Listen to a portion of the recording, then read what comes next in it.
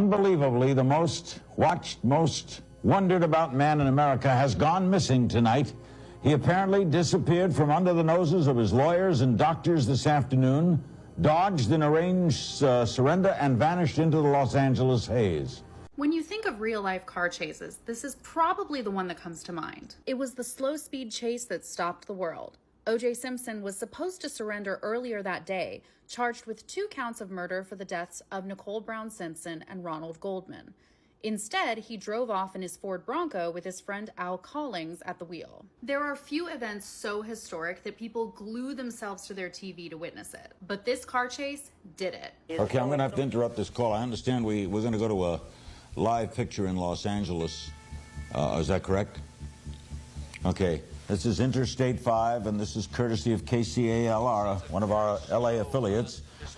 Police believe that O.J. Simpson is in that car. Okay. Police believe he is in that vehicle. It's 6:51 p.m. in Los Angeles on June 17, 1994. You can see that the freeway is almost completely clear for the Bronco, partially because millions of people were watching it on TV, and partially because this was a slow-speed chase where people could pull over to clear the way. At one point, the car is driving so slowly that a news van from NBC4 LA gets in front of them, and they get views of OJ and Collings from just yards ahead. Collings even has the car's hazards on and is going about 45 miles per hour. But what actually is a slow-speed chase, and is it the norm? The movies would have us believe that car chases are always a high-speed event, with the driver careening into the walls of buildings and threatening the lives of pedestrians. And while, yes, many pursuits are high-speed, there are many police pursuits that operate at speed below the posted speed limit. This often happens because the driver is inebriated or impaired, or they're just hoping to get off with a misdemeanor instead of a felony for not pulling over. It's safer for the public and other drivers for police to slowly corral a driver that won't pull over.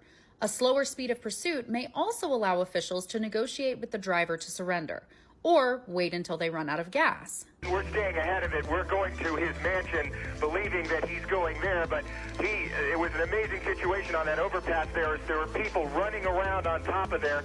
I don't know how he's going to be able to drive through all those people. All along Sunset Boulevard, there are people stopped as well ahead of the chase. We can only assume he's going to his home on Rockingham in Brentwood. In fact, the Department of Justice has an entire guidebook for how officials should operate during a chase, and how they can deploy de-escalation tactics to keep the chase at a low speed. Here are some interesting tidbits. The DOJ emphasizes that whatever happened before the chase has no bearing on the events of the chase or its outcome. When helicopters get involved in tracking the driver, police vehicles can turn off their lights and sirens, but the goal is for the driver not to know they're being tailed from above. And finally, the DOJ gives 3 acceptable methods for ending a chase: ramming, blocking, and in OJ's case, boxing in. The Bronco pulled into OJ's own driveway and got boxed in on all sides. At the time, it seemed an anomaly that truly put the world on pause. But it turns out OJ's runaway Bronco was pretty run-of-the-mill. The Department of Transportation estimates that there are 250,000 police chases in the U.S. per year at a speed of 41 miles per hour or higher, and the last available data for California had 8,822 total occurring in 2019. This is living drama. There's nothing else you can say, but we're going to stay with it.